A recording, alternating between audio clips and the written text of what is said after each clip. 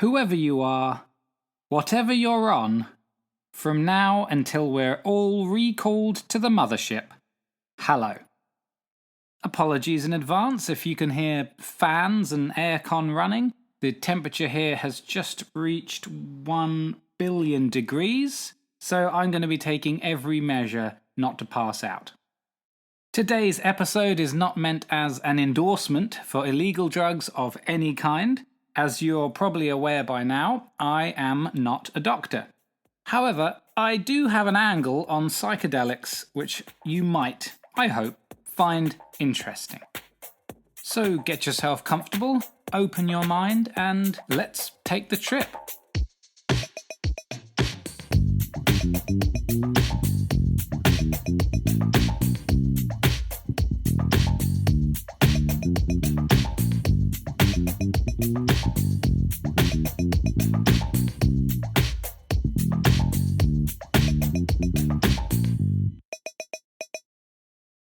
Speaking as a fish, not being able to see very far means that decisions have to be made quickly. Lightning reflexes, with very little deliberation, are par for the course where visibility is low.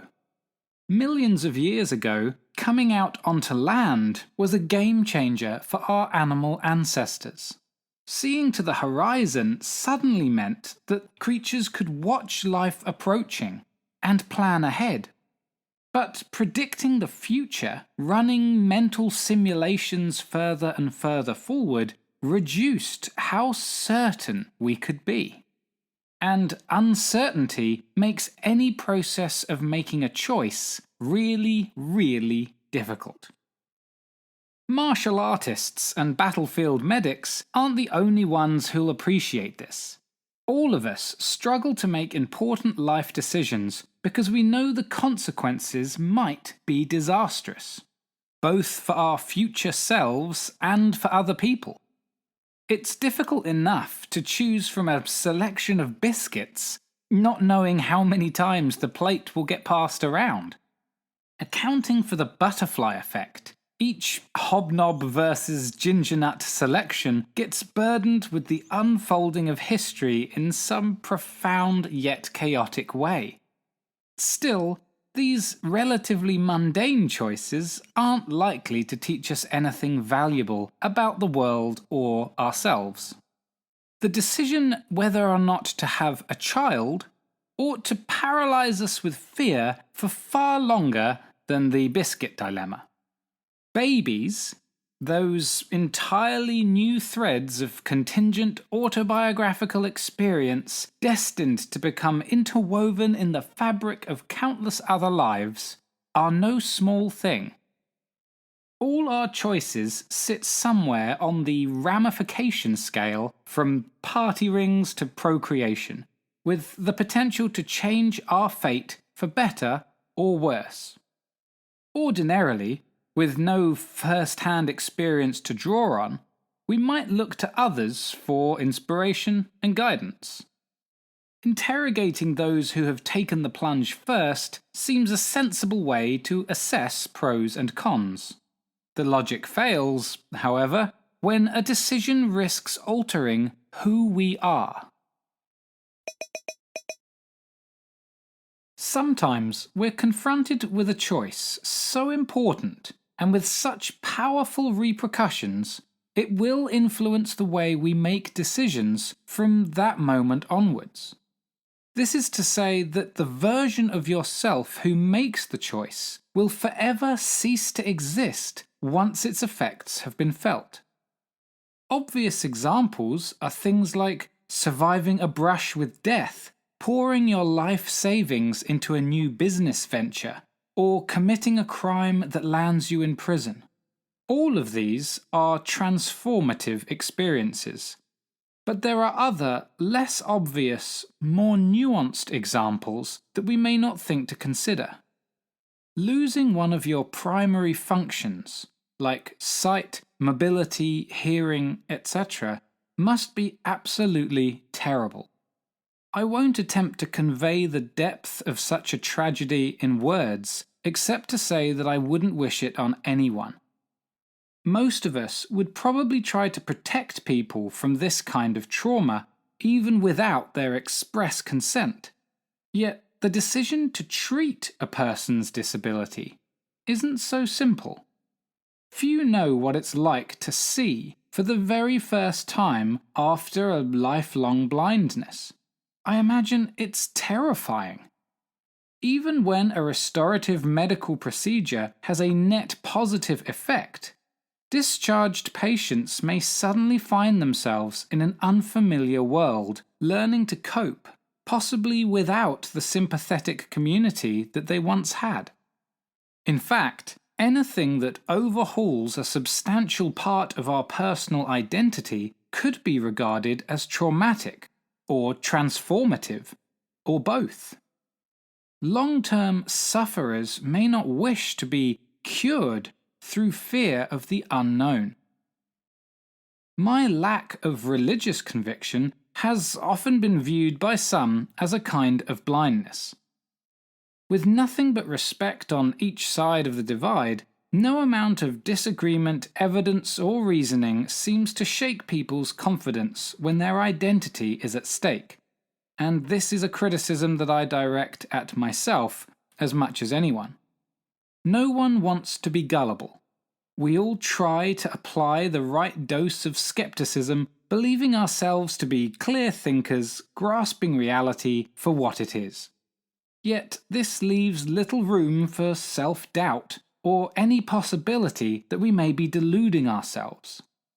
In the case of religious belief, recognizing the divine can be compared to an atrophied sense in need of healing.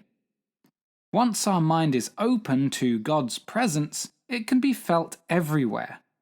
This puts great value on practices designed to awaken our sense of His supernatural handiwork, but also a price tag. Like a child learning to walk, skeptics are often reluctant to take that first toddling step towards faith. Why? Very likely because embracing the possibility of opening our minds threatens to change how we think and therefore who we are. Every step towards God feels like a step away from our own sacred identity and the world that we've come to treasure. As with other forms of transformative experience, there's no way to judge how our perception will be skewed until we're born again. That is to say, it's impossible to evaluate the product before we've bought it. The same is true of an atheist's attempt to deconvert people.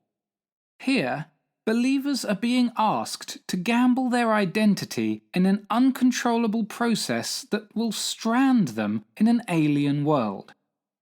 Whether this transition reflects reality or is all in the mind makes no difference. Once you arrive, you'll realize you never needed the comfort of faith in order to function. What both perspectives share is self-preservation, a healthy aversion to things that challenge our current understanding. As neither side can imagine what the other sees, the way no human can comprehend echolocating like a bat, we're naturally inclined to preserve the worldview we've got at the expense of any greater clarity. What motivates an atheist will have little influence once a person finds their faith. The concerns of a responsible parent won't mean much to the young, free, and childless. This makes conversations between worlds rather exhausting, but also undermines the idea of informed consent. Getting married or having a vasectomy will change who you are in ways you can't appreciate before you've signed the paperwork. So how can a rational decision be made knowing that your existing intuitions won't survive the procedure? What we need is another kind of transformative experience. A way to temporarily escape ourselves, strip away our fear, hatred, guilt, biases, and egotism, leaving all emotional baggage behind in an attempt to glimpse what really matters. Legalities aside, drugs can offer this means of self-enlightenment. There's no getting around the role of luck when it comes to perception-altering compounds, and this alone may be ample reason to avoid them. A bad trip, it's said, can highlight the fragility of the mind and create a scarring demonstration of mental illness. But with luck, the right drugs, and the appropriate dose, a person can gain unparalleled access to their own consciousness. In fact, this may be the only way for human beings to behold a world free of unconscious filters, narratives, categories, and the cultural programming that curbs and controls our every sober experience. The drugs of particular interest to me here are psilocybin, also known as magic mushrooms, and LSD, or acid. Along with DMT and mescaline, this group of drugs are collectively known as psychedelics. The term distinguishes those intensely emotional, vision-altering compounds from narcotics, which have a zombifying rather than illuminating effect. And, unlike narcotics, psychedelics carry no risk of addiction as far as anyone can tell. They've actually been used to help patients kick prior addictions. A psychedelic's powerful influence over mood and cognition, coupled with their relatively safe, non-toxic and non-addictive nature, sits these drugs among the most powerful therapeutic tools we have. Although there are many mysteries surrounding consciousness, all evidence suggests that the mind is a product of the brain. Altering our brain structure through chemical substances, life events, physical trauma, or listening to podcasts changes our perception of the world. Everything we do, absolutely everything, is done with the goal of altering our lived experience in some way. That's all emotions are. Neurochemical changes that affect consciousness. The reason we pursue positive emotions, like love, and avoid negative ones, like anger, is to enjoy the shift in brain activity that these produce. Brains are squishy tools for predicting the neurochemical consequences of our actions. Maybe make a note of that somewhere. Running internal simulations of all foreseeable outcomes and assigning each a subjective value allows the brain to guide itself towards happy chemical rewards. To this end, a brain's role must be largely restrictive. It needs to hold back the tsunami of perceptual information that threatens to flood conscious awareness the same way traffic lights slow cars and group them into manageable pulses.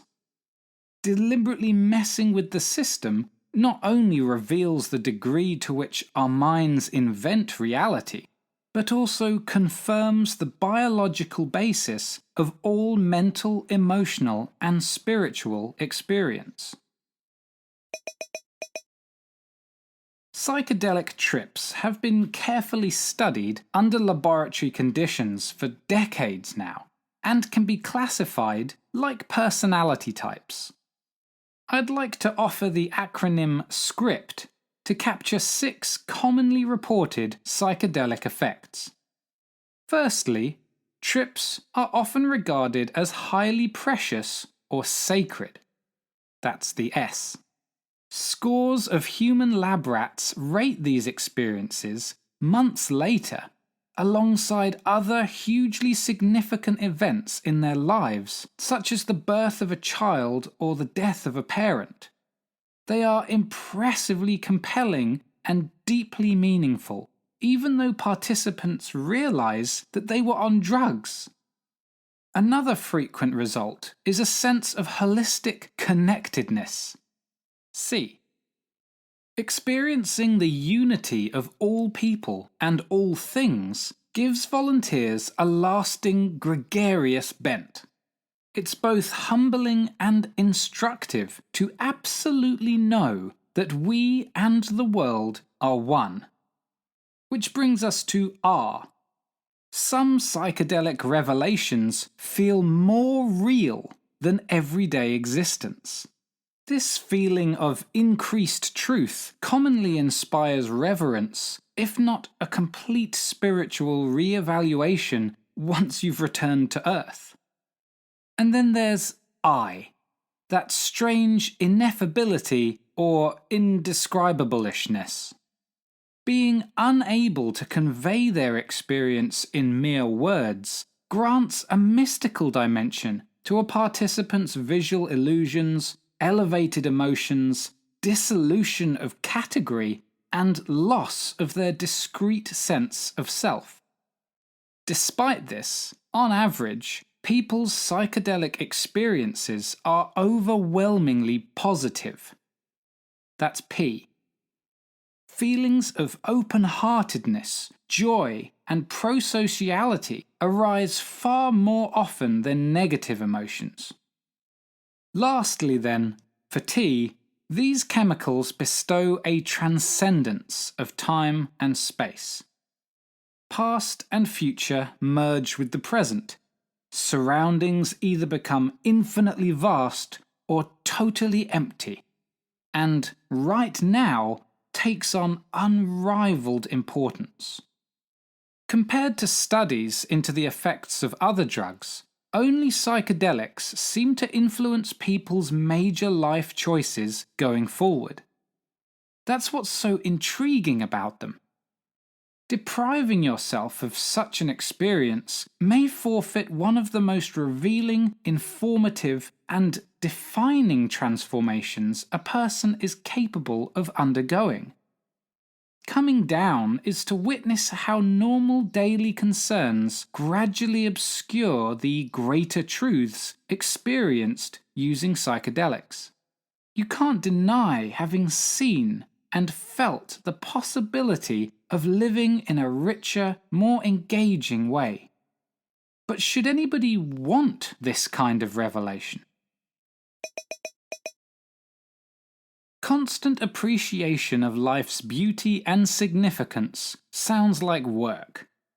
Yet discovering how much of the world's majesty gets routinely downplayed by our brain screams betrayal.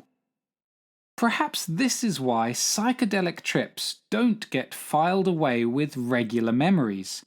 They become lessons, new points of reference, conspicuous landmarks on our mental landscape. Taken responsibly, ideally with a sober guide, in safe environments away from busy roads, heights, and bodies of deep water, the phenomenological effects of psychedelics closely mimic religious experiences. They can be mapped onto mystical claims of people from unrelated cultures, reliably and reproducibly. As drugs only serve to increase or decrease natural neuronal activity, whether you're tripping, communicating with God, or having a schizophrenic episode, everything that you experience as a result is something that the brain is doing, nothing more. So the life-changing power of these phenomena shouldn't be as mysterious as they once seemed. Psychedelics show that the self, who we are, is malleable, vulnerable to dramatic changes throughout our lives. This presents issues for rational thinking and brings us back to the conundrum of transformative experience. Which version of me should get priority? The past me, who collects all of my experiences? The present me, who's forced to actually exist? Or the future me, who will materialize from the fog of indecision with his own opinions?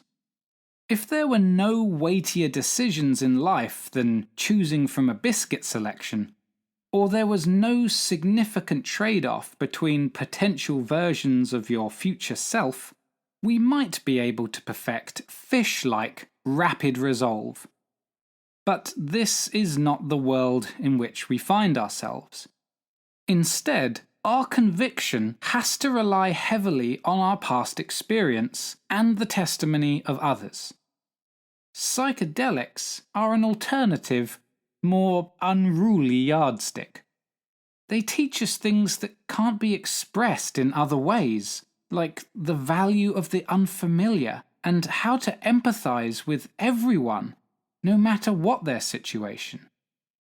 I know that the perfect skeptic is a mythical creature.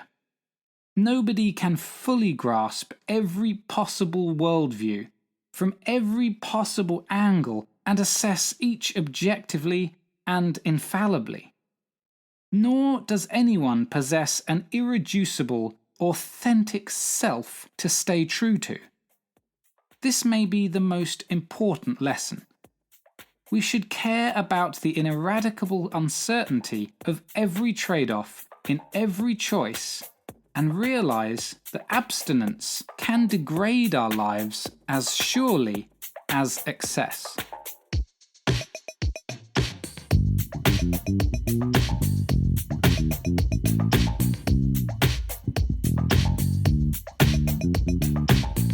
Apologies if I sound a little grotty today. That'll be the seasonal system bug we call hay fever. I can work out how many takes this episode took by counting the tissues on the floor. With that enticing image, in the next episode, I want to talk about sex and love.